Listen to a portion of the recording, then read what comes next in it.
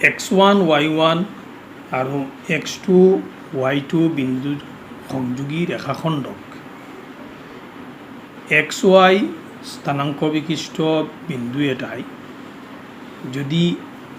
m1:m2 অনুপাতত বিভক্ত কৰে তেন্তে x = m1x2 plus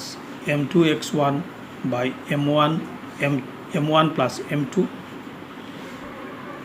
আৰু y = m1y2 plus m2y1 by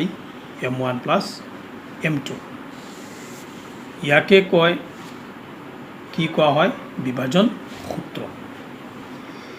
এই বিভাজন সূত্ৰ আজি আমি উলিয়াম এই সূত্ৰটো আমি এষ্টাব্লিছ কৰিম মই ইয়াৰ সমাধানটো কৰি লৈছোঁ তোমালোকক মই বুজাই দিয়াৰ চেষ্টা কৰিম মোৰ ভিডিঅ'টো তোমালোকে আন্তৰিকতাৰে চাই যাবা মই কি লিখিছোঁ ধৰা হ'ল px1 y1 আৰু rx2 y2 দুটা বিন্দু দেখিছা আকৌ ধৰা হ'ল qxy বিন্দুটোৱে prক m1:m2 অনুপাতত অন্তৰ্বিভক্ত কৰে ভিতৰতে ভাগ কৰিছে ইয়াতে ভাগ কৰিছে দুই ভাগত ভাগ কৰিছে আৰু এই দুই ভাগৰ অনুপাত হ'ব m1:m2 pq = m1 নহয় কিন্তু সেইটো মন দিবা qr = m2 নহয় এই pqৰ দৈৰ্ঘ্য আৰু qrৰ দৈৰ্ঘ্য অনুপাত হৈছে m1:m2 ক্লিয়াৰ হৈছে অৰ্থাৎ মই লিখি দিছোঁ pq by qr pq দৈৰ্ঘ্য ডিভাইডেড বাই qr ৰ দৈৰ্ঘ্য = কি m1 by m2 কথাটো বুজি পাইছা এতিয়া আমি অঙ্কন কৰি আছোঁ চোৱা pl yx ৰ ওপৰত লম্ব pl টানিছোঁ yx ৰ ওপৰত লম্ব qm আৰু rn yx ৰ ওপৰত লম্ব টনা হৈছে ps yx ৰ সমান্তৰালকৈ টনা হৈছে এই ps ৰেখাখণ্ডডাল yx ৰ সমান্তৰালকৈ টানিছোঁ আৰু qt ৰেখাখণ্ডডালো yx ৰ সমান্তৰালকৈ টনা হৈছে এতিয়া চোৱা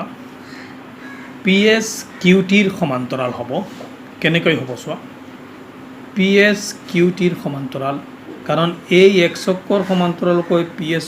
ৰেখাখণ্ডডাল টনা হ'ল আকৌ x অক্ষৰ সমান্তৰালকৈ pt ৰেখাখণ্ড টনা হ'ল qt গতিকে ps আৰু qt কি হ'ব সমান্তৰাল হৈ যাব আৰু pr কি কৰিছে এই সমান্তৰাল ৰেখা দুডালক কি কৰিছে ছেদ কৰিছে ইয়াক আমি ছেদক বুলি ক'ম ছেদক বুলি ক'লে কি হ'ব এই দুটা কোণ ছেদকে উৎপন্ন কৰিছে দেখিছানে এই দুইটা কোণ অনুৰূপ কোণ গতিকে অনুৰূপ কোণ দুটা পৰস্পৰ কি হ'ব সমান হ'ব মই কি লিখিছোঁ চোৱা ps qtৰ সমান্তৰাল আৰু pr ছেদক এতেকে এংগুল qps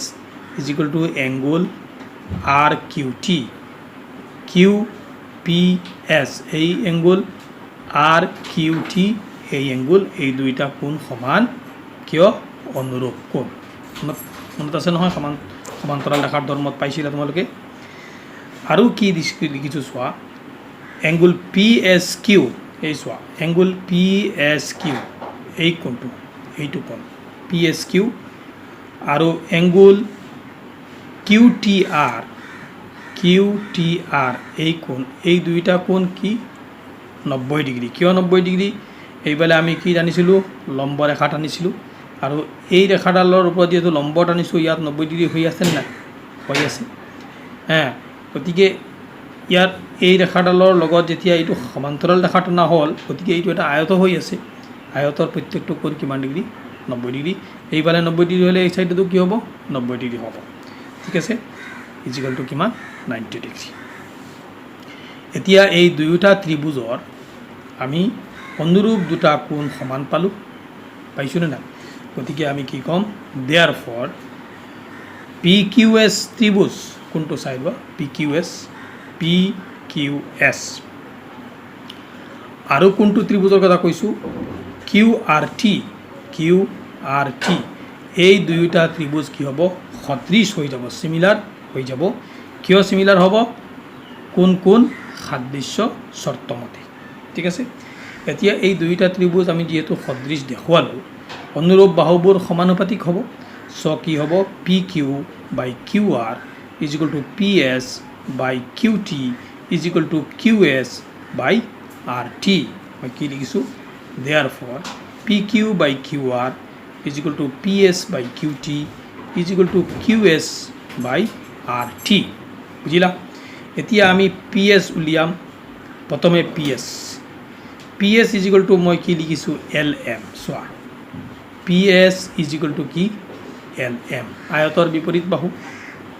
হয় নহয় আৰু L M is equal to কি হ'ব O' M minus O' L চাই লোৱা অ' এম ইমানখিনি অ' এমৰ পৰা এই দূৰত্বৰ পৰা এই দূৰত্বখিনি আমি বাদ দিলে আমি কি পাই যাম এল এমখিনি পাই যাম ঠিক আছে এতিয়া অ' এম কিমান কি আছে এক্স আৰু অ' এল কি x1 মই কি লিখিছোঁ চোৱা O' M minus O' L is equal to X minus x1 Q T চোৱা কিউ টি ক'ত আছে Q T is equal to কি হ'ব এম এন আয়তৰ বিপৰীত বাহু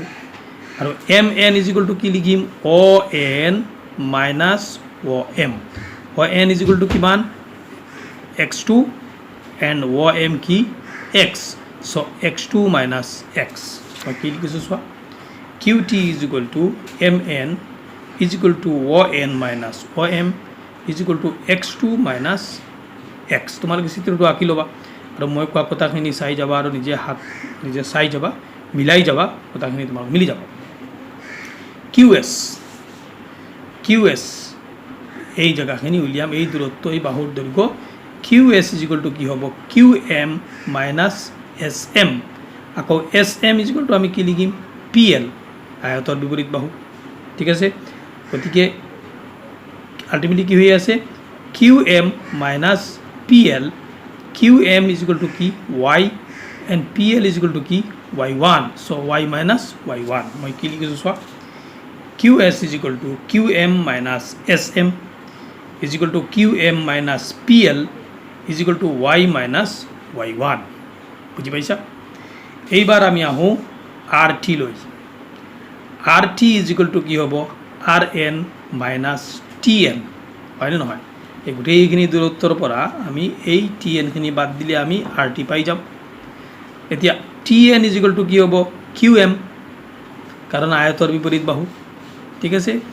Q M is equal to কিমান Y and R N is equal to কিমান y2 চ' y2 মাইনাছ ৱাই চোৱা মই কি লিখিছোঁ R T is equal to R N minus T N is equal to R N minus Q N is equal to y2 minus Y ঠিক আছে এতিয়া আমি এই যে লিখিছিলোঁ P Q by Q R is equal to P S by Q T is equal to Q S by R T তাত আমি মানকেইটা বহাই যাম P Q by Q R is equal to আগতে লিখা আছে m1 বাই m2 এইটো লিখি দিলোঁ m1 বাই m2 আৰু চোৱা P S by Q T P এছৰ কি পাইছোঁ X minus x1 and Q T কি পালোঁ x2 মাইনাছ এক্স গতিকে X minus x1 by x2 minus X is equal to Q S কি পাইছোঁ ৱাই মাইনাছ y1 লিখিলোঁ y minus y1 by R T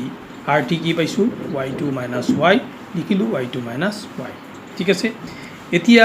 দুইটা পাৰ্ট কৰিলোঁ এটা পাৰ্টত লিখিলোঁ m1 by m2 is equal to X minus x1 by x2 minus X another পাৰ্টত লিখিলোঁ m1 by m2 is equal to y minus y1 by y2 minus Y ঠিক আছে এতিয়া এইখিনি চিম্প্লিফিকেশ্যন কৰা হৈছে ইয়াকে কৰিছোঁ চোৱা বজ্ৰ গুণন কৰিছোঁ m1 into x2 minus x এইটো পূৰণ কৰিছোঁ এনেকৈ বজ্ৰ গুণন আৰু m2ৰে এইখিনি পূৰণ কৰিছোঁ কি m2 into x minus x1 এইখিনি সৰলীকৰণ কৰি গৈ কি পালোঁ x is equal to m1 x2 plus m2 x1 by m1 plus m2 ইয়াতো একেধৰণে মই কি কৰিছোঁ বজ্ৰগুণন কৰিছোঁ তোমালোকেও কৰিবা বজ্ৰগুণন কৰি এই সৰলীকৰণ কৰি গৈ আমি কি পালোঁ y is equal to m1 y2 plus m2 y1 by m1 plus m2 ঠিক আছে এতিকে কোনো এডাল ৰেখাখণ্ডক যদি m1 is to m2 অনুপাতত বিভক্ত হয় কোনো বিন্দুৱে যদি বিভক্ত কৰে আৰু সেই ৰেখাখণ্ডডালত প্ৰান্তবিন্দুৰ যদি স্থানাংক দিয়া থাকে x1 আৰু y1 x2 y2 তেতিয়াহ'লে সেই বিন্দুৰ স্থানাংক কি হ'ব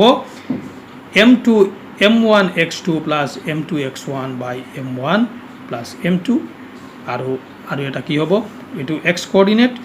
y কোঅৰ্ডিনেট কি হ'ব m1 y2 plus m2 y1 by m1 plus m2 আশা কৰিছোঁ তোমালোকে বুজি পাইছা